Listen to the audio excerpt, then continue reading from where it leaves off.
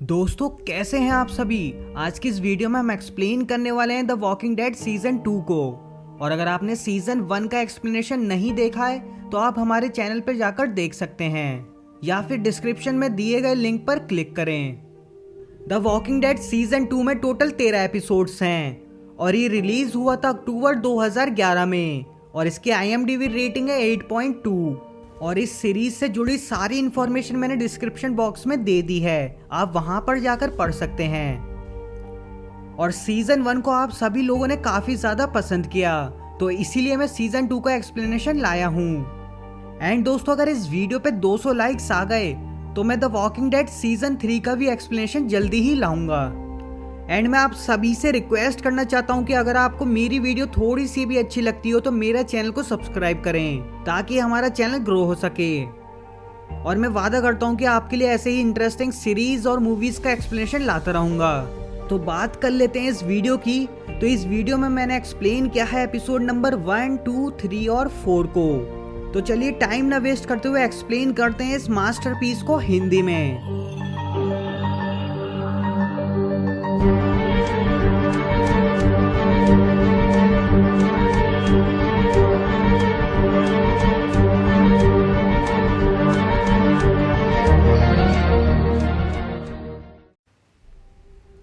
दोस्तों episode 1 start होता है और हम देखते हैं कि रिक अपने ग्रुप के साथ है। और सीजन 1 में जो CDC बिल्डिंग उड़ गई थी तो वहां से बच के ये सब फोर्ट बेनिंग जा रहे हैं। और अगर आपको फोर्ट बेनिंग नहीं पता है तो मैं आपको बता दूं कि ये USA का एक मिलिट्री पोस्ट है जो कि जॉर्जिया और एलाबामा के बॉर्डर के बीच में पड़ता है। और रिक के साथ उसकी वाइफ लॉरी और उसका बेटा कार्ल है और साथ ही एंड्रिया, कैरोल, उसकी बेटी Sophia, T Dog, Daryl Dixon, Dale, Glenn और साथ ही रिक के बचपन का फ्रेंड शेन भी है। तो ये सभी अटलांटा से फोर्ट बेनिंग की तरफ जा रहे हैं इस उम्मीद में कि इनको वहां रहने की जगह मिल जाएगी और ये सभी वहां सेफ रहेंगे। तभी कुछ दूर जाने के बाद इनको बहुत सारी कार्स हाईवे पर अबॉन्डेड दिखती हैं और सब इनको पास नहीं कर सकते। तभी डेल की RV का रेडिएटर भी खराब हो जाता है और सबको वहीं रुकना पड़ता है और ग्लेन RV ठीक करने में लग जाता है और बाकी सदस्य वहां खड़ी कारों में से जरूरी चीजें ढूंढते हैं जैसे कि पेट्रोल, खाने पीने की चीजें, दवाइयां और कपड़े। और डेल RV के ऊपर से ज़ोंबीज पर नजर रख रहा है। तभी शेन और ग्लेन दूसरी कार्स में से RV को ठीक करने के लिए कुछ पार्ट्स निकालने जाते हैं। और तभी शेन को एक वैन में काफी सारी पानी की बोतल्स दिखती हैं और शेन ये देख खुश हो जाता है और वहीं नहाने लगता है। इसके कुछ देर बाद डेल और रिक को पूरा ज़ोंबीज का होड़ आता हुआ दिखता है और सभी वहां खड़ी कारों के नीचे छिप जाते हैं और डेल RV के ऊपर लेट जाता है। तभी हम देखते हैं कि एंड्रिया RV के अंदर है और RV का गेट भी खुला हुआ है। एंड्रिया ज़ोंबी को देखकर डर जाती है। तभी हम देखते हैं कि टी डॉग छिपने के चक्कर में अपना हाथ कटवा लेता है और काफी इंजर्ड हो जाता है। इसके बाद RV में एक ज़ोंबी आ जाता है और एंड्रिया टॉयलेट में छुप जाती है और उसके पास एक गन भी थी जिसको वो असेंबल करने लगती है। बट तभी गन का एक पार्ट गिर जाता है और आवाज होती है और ज़ोंबी एंड्रिया के ऊपर हमला कर देता है। तभी RV के ऊपर डेल होता है और वो एंड्रिया को एक स्क्रू ड्राइवर देता है जिससे एंड्रिया ज़ोंबी को जैसे तैसे मार देती है। अब सारे ज़ोंबीज आगे निकल जाते हैं और तभी एक दो ज़ोंबीज कैरोल की बेटी सोफिया को देख लेते हैं जो कि कार के नीचे छिपी हुई थी। सोफिया डर जाती है और हाईवे से उतरकर जंगल में भाग जाती है और ज़ोंबीज उसके पीछे भागते हैं। और ये देख रिक सोफिया को बचाने उसके पीछे भागता है और सोफिया तक पहुंच जाता है। बट दो ज़ोंबीज अभी भी उनके पीछे लगे हुए हैं और अगर रिक ने इनको शूट किया तो बाकी ज़ोंबीज भी गोली की आवाज सुनकर आ जाएंगे। तो रिक सोफिया को एक सेफ जगह ले जाता है और उसको वहीं रुकने को कहता है। तभी वहां ज़ोंबीज उनका पीछा कर आ जाते हैं और रिक उनको अपने पीछे लगा लेता है और थोड़ा दूर जाने के बाद उनको साइलेंटली मार देता है। इसी बीच सोफिया वहां से निकलकर कहीं चली जाती है। इसके थोड़ी देर बाद रिक डैरिल के साथ वापस सोफिया को लेने आता है बट सोफिया वहां नहीं मिलती। इसके बाद ये दोनों सोफिया को जंगल में ढूंढने की कोशिश करते हैं इसके बाद सीन चेंज होकर हाईवे पर आता है जहां लॉरी और शेन में बात नहीं हो रही, क्योंकि आपको ध्यान ही होगा कि सीजन 1 में शेन ने लॉरी के साथ जबरदस्ती की थी। लॉरी शेन से कहती है जो हुआ था सीडीसी में वो तुमने जानबूझकर करा था। इस पर शेन कहता है कि नहीं, वो मैंने जानकर नहीं किया था, मैं नशे में था। और साथ ही बताता है कि अब वो ये ग्रुप छोड़कर जाने का प्लान बना रहा है।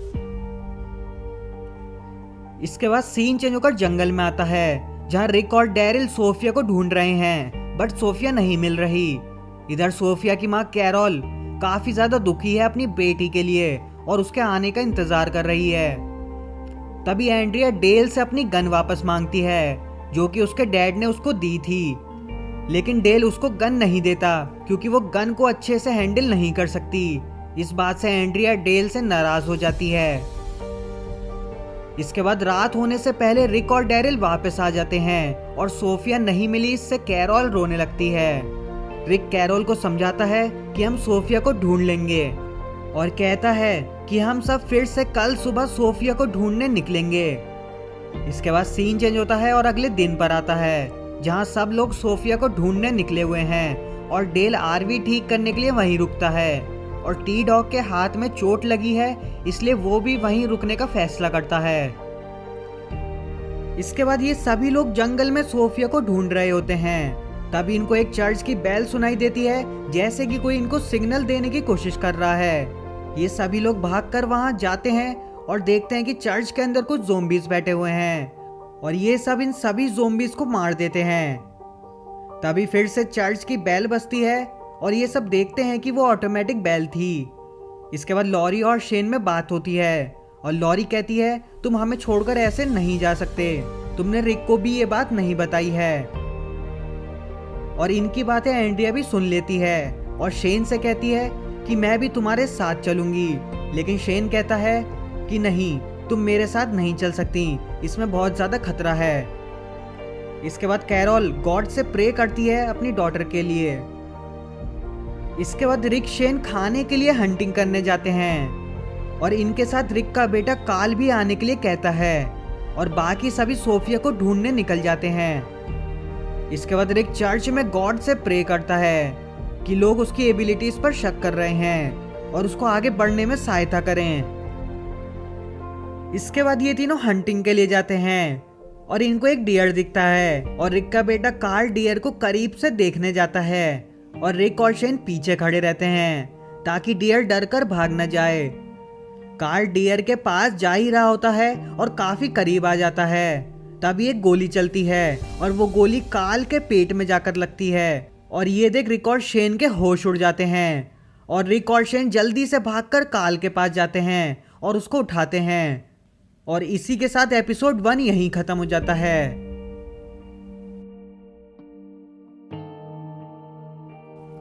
दोस्तों एपिसोड 2 स्टार्ट होता है और स्टोरी फ्लैशबैक में जाती है और हम देखते हैं कि लॉरी अपने बेटे कार्ल को स्कूल से लेने आती है और अपनी फ्रेंड से रिक और उसका रिलेशन अच्छा नहीं चल रहा उसके बारे में बात करती है। तभी वहां शेन आता है और लॉरी को बताता है कि रिक को शूट आउट में गोली लगी है और वो हॉस्पिटल में एडमिट है। और लॉरी ये बात सुनकर शॉक हो जाती है और अपने बेटे कार्ल को ये सब बताती है और कार्ल रोने लगता है। अब स्टोरी प्रेजेंट में आती है और कार्ल को अनजाने में एक आदमी गोली मार देता है जिसका नाम ओटिस होता है, जो कि डियर का शिकार कर रहा था, लेकिन गलती से गोली कार्ल को लग जाती है और रिक कार्ल को लेकर भागता है और ओटिस कार्ल को एक वेटेरियन डॉक्टर के पास ले जाने में मदद करता है जिसका नाम हर्शल ग्रेन है और ओटिस भी हर्शल ग्रेन के फार्म में ही काम करता है। डॉक्टर हर्शल अपनी बेटी मैगी और बैथ का बॉयफ्रेंड जिमी और ओटिस की वाइफ पैट्रिशिया के साथ रहता है। इसके बाद रिक कार्ल को डॉक्टर हर्शल के घर ले जाता है जहां हर्शल कार्ल को चेक करते हैं और बताते हैं कि कार्ल की सांसें चल रही हैं। इसके बाद डॉक्टर कार्ल का ट्रीटमेंट करते हैं और रिक को बाहर रुकने के लिए कहते हैं। कुछ देर बाद डॉक्टर हर्शल बताते हैं कि गोली डियर को लगने के बाद कार्ल को लगी, जिससे गोली के 6 टुकड़े हो गए और वो सारे टुकड़े कार्ल के अंदर हैं जिसको निकालना होगा। और इसके बाद रिक कार्ल को ब्लड डोनेट करता है क्योंकि कार्ल का काफी सारा ब्लड लॉस हो चुका था। इधर जंगल में Lori, Glenn, Carol, Daryl and Andrea अभी भी कैरोल की बेटी सोफिया को ढूंढ रहे हैं। तभी इनको एक गोली चलने की आवाज आती है। इस पर लॉरी कहती है शायद कुछ गड़बड़ हुई है, लेकिन इस पर सब लोग ध्यान नहीं देते और सोफिया को ढूंढना जारी रखते हैं। इधर हाईवे पर डेल को पता चलता है कि टी डॉग के हाथ में जो चोट लगी थी उसमें इन्फेक्शन होने लगा है और उसको जल्दी ही इलाज की जरूरत है।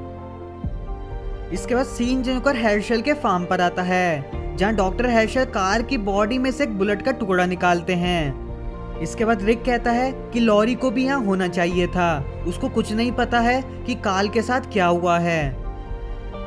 लेकिन डॉक्टर कहते हैं कि तुम्हें यहीं रुकना होगा, काल को ब्लड की जरूरत है। इसके बाद डॉक्टर हेर्शल बताते हैं कि मुझे अब काल की मेजर सर्जरी करनी होगी, नहीं तो काल मर सकता है और सर्जरी के लिए मुझे एक रेस्पिरेटर और कुछ दवाइयाँ चाहिए होगी।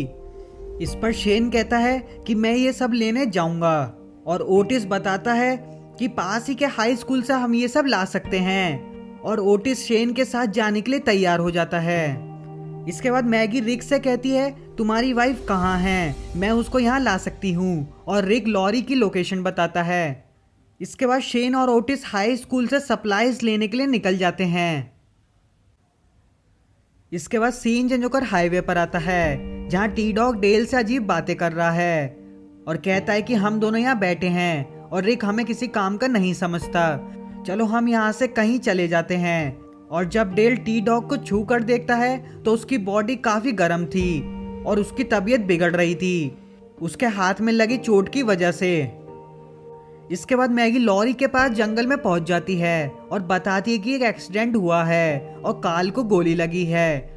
और ये बात सुन के लॉरी को शॉक लगता है और मैगी कहती है कि रिक ने मुझे तुम्हें लेने को भेजा है, और लॉरी मैगी के साथ चली जाती है और मैगी बाकी लोगों को अपने फार्म की लोकेशन बताती है ताकि सब वहां आ सकें। इसके बाद Glenn, Carol, Daryl and Andrea highway पर वापस जाते हैं और डेल और टी डॉग को सब बताते हैं। इसके बाद रिक और हेर्शल बात करते हैं और रिक कहता है कि तुम्हारा फार्म काफी ज्यादा ब्यूटीफुल है, और हेर्शल कहता है मुझे यकीन है इस एपिडेमिक का इलाज मिल जाएगा। इस पर रिक कहता है हम सीडीसी गए थे लेकिन कोई फायदा नहीं हुआ, इसका कोई इलाज नहीं है। लेकिन हेर्शल को यकीन है कि इसका इलाज मिल जाएगा। तभी मैगी लॉरी को लेकर आ जाती है और रिक लॉरी को गले लगा लेता है और लॉरी काल को देखकर रोने लगती है। इसके बाद सीन चेंज होता है और शेन और ओटिस हाई स्कूल पहुंच गए हैं और देखते हैं कि वहां तो पूरी ज़ोंबीज़ की फौज है। इधर हाईवे पर टी डॉग की हालत खराब हो रही है और डैरिल टी डॉग को पेन किलर्स और एंटीबायोटिक्स देता है जो कि उसके बैग में पड़ी हुई थी। इसके बाद सीन चेंज होता है और शेन और ओटिस पर आता है, जहां वो ज़ोंबीज़ का ध्यान फ्लेयर जलाकर भटकाते हैं और मेडिकल सप्लाई ट्रेलर तक पहुंच जाते हैं। इसके बाद सीन चेंज होकर रिक पर आता है, जहां डॉक्टर बताते हैं कि हमें काल की सर्जरी जल्दी करनी होगी, और ये सुन रिक खुद ही रेस्पिरेटर लेने के लिए निकलने लगता है। लेकिन लॉरी उसे मना करती है बिकॉज रिक काफी वीक हो चुका है काल को बार बार ब्लड देकर, और डॉक्टर हेर्शल भी रिक को मना करते हैं। इधर शेन और ओटिस रेस्पिरेटर और बाकी जरूरी चीजें अपने बैग में रख लेते हैं, और जब ट्रेलर का गेट खोलते हैं तो देखते हैं कि सारे ज़ोंबीज़ वहीं खड़े थे, और शेन और ओटिस वहां से भागते हैं और ज़ोंबीज़ उनके पीछे पड़ जाते हैं। और कुछ दूर भागने के बाद ये दोनों एक बैरिकेड के पीछे छुप जाते हैं, लेकिन बैरिकेड ज्यादा देर टिक नहीं सकता। और इसी के साथ एपिसोड 2 यहीं खत्म हो जाता है। दोस्तों एपिसोड 3 स्टार्ट होता है और हम देखते हैं कि शेन और ओटिस ज़ोंबीज़ से बचने के लिए कबर्ड के ऊपर चढ़ जाते हैं, और इसके बाद ओटिस शेन से कहता है कि मैं इन सब का ध्यान भटकाता हूँ, तुम यहाँ से भागो, और दोनों ऐसा ही करते हैं। शेन एक विंडो तोड़ता है और वहां से कूद जाता है, लेकिन हाइट काफी ज्यादा होती है और शेन के एंकल में चोट लग जाती है, जिसकी वजह से वो सही से चल भी नहीं पा रहा। इसके बाद सीन चेंज होता है और ग्लेन टी डॉग को लेकर डॉक्टर हेर्शल के घर जाता है ताकि टी डॉग का इलाज हो सके। इसके बाद ग्लेन और टी डॉग काल को देखते हैं जो कि बेहोश है और रिक को समझाते हैं कि सब सही हो जाएगा। इसके बाद डॉक्टर हेर्शल बताते हैं कि अगर जल्दी ही रेस्पिरेटर नहीं आया तो हमें सर्जरी करनी ही होगी, नहीं तो काल की हालत बिगड़ जाएगी। इधर डैरिल और एंड्रिया सोफिया को जंगल में रात को ढूंढ रहे हैं और डैरिल एंड्रिया को अपने बचपन के बारे में बताता है कि वो भी ऐसे ही बचपन में खो गया था और साथ ही कहता है कि हम सोफिया को जरूर ढूंढ लेंगे।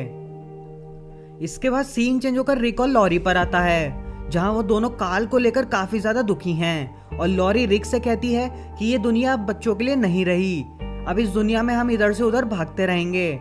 और साथ ही भारी मन से कहती है कि अगर आज हमारा बेटा काल मर गया तो उसके लिए एक अच्छी मौत होगी। लेकिन रिक लॉरी को समझाता है कि ऐसा नहीं है, हम सबको साथ रहकर जीना होगा और इन सब का मुकाबला करना होगा।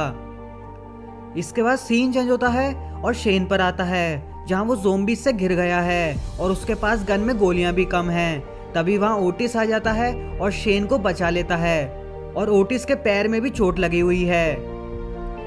इधर काल को होश आता है और वो उसी डियर के बारे में बात करता है कि वो काफी खूबसूरत था। लेकिन तभी उसको दौरे पड़ने लगते हैं और रिक और लॉरी ये देख घबरा जाते हैं और डॉक्टर बताते हैं कि काल के ब्रेन को ब्लड की कमी हो रही है, हमें जल्दी ही और ब्लड लगाना होगा। और रिक अपना ब्लड फिर से देता है, जिसकी वजह से वो काफी ज्यादा वीक भी हो जाता है। इसके बाद हमें दिखाया जाता है कि टी डॉग के घाव को ओटिस की वाइफ पैट्रिशिया टाँके लगाती है ताकि उसको इन्फेक्शन की वजह से ब्लड पॉइजनिंग ना हो जाए। इधर शेन और ओटिस सही से चल नहीं पा रहे और ट्रक तक पहुंचने की कोशिश कर रहे हैं और ज़ोंबीज उनके पीछे हैं और इनके पास अब ज्यादा गोलियां भी नहीं हैं। इसके बाद डॉक्टर हेर्शल रिक और लॉरी को बताते हैं कि काल का ब्लड अभी भी लॉस हो रहा है और अगर हमने सर्जरी नहीं की तो काल मर जाएगा। इस पर रिक लॉरी कहते हैं कि आप सर्जरी कर दो और डॉक्टर हेर्शल सर्जरी की तैयारी करने लगते हैं। तभी वहां शेन रेस्पिरेटर लेकर आ जाता है, लेकिन हम देखते हैं कि शेन के साथ ओटिस नहीं है और शेन बताता है कि हम चारों तरफ से घिर गए थे और ओटिस ने मुझे और काल को बचाने के लिए अपने आप को कुर्बान कर दिया। इधर हाईवे कैंप पर डैरिल और एंड्रिया वापस आ गए हैं, लेकिन इस बार भी उनको सोफिया नहीं मिली और डेल एंड्रिया को उसकी गन वापस देता है और अपने बुरे बिहेवियर के लिए माफी मांगता है। इसके बाद डॉक्टर हेर्शल काल की सर्जरी कर देते हैं और काल अब बिल्कुल स्टेबल है और ये बात सुनकर लॉरी और रिक को काफी ज्यादा खुशी होती है और दोनों चैन की सांस लेते हैं। इसके बाद डॉक्टर हेर्शल कहते हैं कि अब हमें ओटिस के बारे में उसकी वाइफ पैट्रिशिया को बताना होगा और पैट्रिशिया ये बात सुनकर रोने लगती है। इसके बाद शेन नहा रहा होता है, तभी उसकी बॉडी पर कई नाखूनों के निशान दिखते हैं और उसके बाल भी कई जगह से खिंचे हुए होते हैं। और तभी स्टोरी फ्लैशबैक में जाती है और हम देखते हैं कि शेन और ओटिस ज़ोंबी से बचकर भाग रहे हैं, पर तभी शेन ओटिस के पैर में गोली मार देता है और उसको ज़ोंबी का चारा बनाता है ताकि वो वहां से भागकर निकल सके। और इसी सब में ओटिस ने शेन को पकड़ लिया था, तभी उसकी बॉडी पर नाखूनों के निशान थे। और इसके बाद स्टोरी प्रेजेंट में आती है और शेन अपने बाल काट लेता है ताकि उस पर किसी को शक ना हो और एपिसोड 3 यहीं खत्म हो जाता है।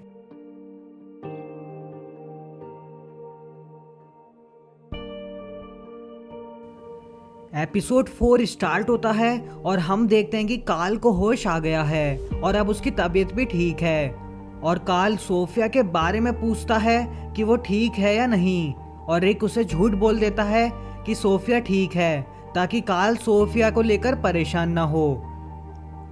इसके बाद हम देखते हैं कि डेल एंड्रिया और कैरोल हर्शल के फार्म पर आ जाते हैं और अपना कैंप वहीं लगाते हैं और हर्शल की फैमिली से भी मिलते हैं। इसके बाद वो सभी लोग ओटिस का फ्यूनरल करते हैं और ओटिस की वाइफ पैट्रिशिया शेन से कहती है कि शेन ओटिस के बारे में कुछ कहो, तुम उसके आखिरी वक्त में साथ थे।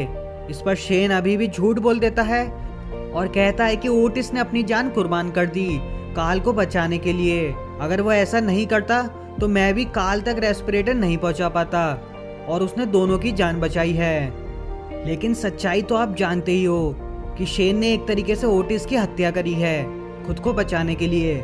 इसके बाद सीन चेंज होता है और डॉक्टर हेर्शल और उसकी बेटी मैगी एक जंगल का मैप रिक और बाकी लोगों को दिखाते हैं ताकि वो सोफिया को ढूंढ सकें। लेकिन शेन के एंकल में चोट लगी हुई है और रिक बहुत वीक है ब्लड डोनेट की वजह से, तो ये दोनों सोफिया को ढूंढने नहीं जा सकते। और इस पर डैरिल कहता है कि मैं अकेला ही सोफिया को ढूंढने जाऊंगा। इसके बाद शेन एंड्रिया को गन चलाने की टिप्स देता है क्योंकि वो सही से गन को हैंडल करना नहीं जानती। इसके बाद डैरिल अकेला ही सोफिया को ढूंढने जा रहा होता है, तभी रिक कहता है कि तुम अकेले मत जाओ, लेकिन डैरिल उसकी बात नहीं मानता। यहाँ डैरिल दूसरों के बारे में भी सोचने लगा है, जो कि काफी ज्यादा अच्छी बात है। इसके बाद रिक डॉक्टर हेर्शल से कहता है कि क्या हम आपका पीछे वाला बांध यूज कर सकते हैं, हमारे लोगों के पास रहने की जगह कम है। लेकिन डॉक्टर हेर्शल कहते हैं कि नहीं, वो तुम्हारे लिए नहीं है, और जैसे ही सोफिया मिल जाती है तुम्हें यहाँ से जाना होगा, और ये बात काफी अजीब लगती है। इसके बाद ग्लेन और मैगी जरूरी दवाइयाँ लेने फार्मेसी जाने वाले हैं। तभी लॉरी ग्लेन को अकेले में कहती है कि तुम्हें मेरे लिए कुछ लाना होगा, और ये एक प्रेगनेंसी किट है। और लॉरी साथ ही ग्लेन से कहती है कि ये बात हम दोनों के बीच में रहनी चाहिए, और ग्लेन को ये बात थोड़ी अजीब लगती है। इसके बाद मैगी रिक के ग्रुप से हेल्प मांगती है ताकि वो एक ब्लोटेड ज़ोंबीज को उनके एक फ्रेश वाटर कुएं से निकाल सके, नहीं तो कुएं का पानी कंटेमिनेट हो जाएगा। इसके बाद ग्लेन नीचे जाकर ज़ोंबीज के गले में रस्सी फंसा देता है। तभी सीन चेंज होकर डैरिल पर आता है, जहां वो सोफिया को ढूंढते हुए एक अबॉन्डेड घर के पास पहुंचता है और सोफिया को वहां ढूंढता है, लेकिन सोफिया नहीं मिलती। इधर डॉक्टर हेर्शल के फार्म पर सभी लोग कुएं में पड़े ज़ोंबी को खींचते हैं, जो कि काफी ज्यादा भारी है, और ज़ोंबी निकलने ही वाला होता है तभी ज़ोंबी बीच में से कट जाता है और कुएं में गिर जाता है, और कुएं का पानी कंटेमिनेट हो जाता है। और ये सब देखने में काफी ज्यादा डिस्गस्टिंग होता है, और सबकी मेहनत खराब हो जाती है। इसके बाद हाईवे पर शेन एंड्रिया और कैरोल अपनी बेटी सोफिया को डेली ढूंढने आती है, और वहां उसके खाने पीने की चीजें भी रखती है, इस उम्मीद में कि सोफिया वापस आई तो वो कुछ टाइम यहाँ रह सकती है। इसके बाद ग्लेन और मैगी फार्मेसी जाते हैं और वहां से जरूरी चीजें लेते हैं, और ग्लेन लॉरी ने जो मंगाया था वो भी छुपकर ले लेता है। इसके बाद मैगी ग्लेन को कॉन्डम के पैकेट के साथ पकड़ लेती है, और फिर मैगी ग्लेन के साथ सेक्स करती है। इसके बाद रिक डॉक्टर हेर्शल को मना लेता है अपने ग्रुप के साथ उनके फार्म पर कुछ टाइम और रहने के लिए, लेकिन रिक और बाकी लोगों को हेर्शल के रूल फॉलो करने होंगे, जो कि यह है कि उनके फार्म पर कोई भी गोली नहीं चलाएगा। इसके बाद ग्लेन और मैगी वापस आते हैं और लॉरी ग्लेन से छुपकर किट ले लेती है। इसके बाद कार्ल की तबीयत धीरे धीरे ठीक हो रही है और रिक उसके साथ बैठकर बातें भी करता है। इसके बाद सीन चेंज होता है और आधी रात पर आता है और लॉरी बाहर आती है और प्रेगनेंसी टेस्ट करती है, और उसका टेस्ट पॉजिटिव निकलता है, और ये देख लॉरी के होश उड़ जाते हैं। और एपिसोड 4 इसी के साथ खत्म हो जाता है।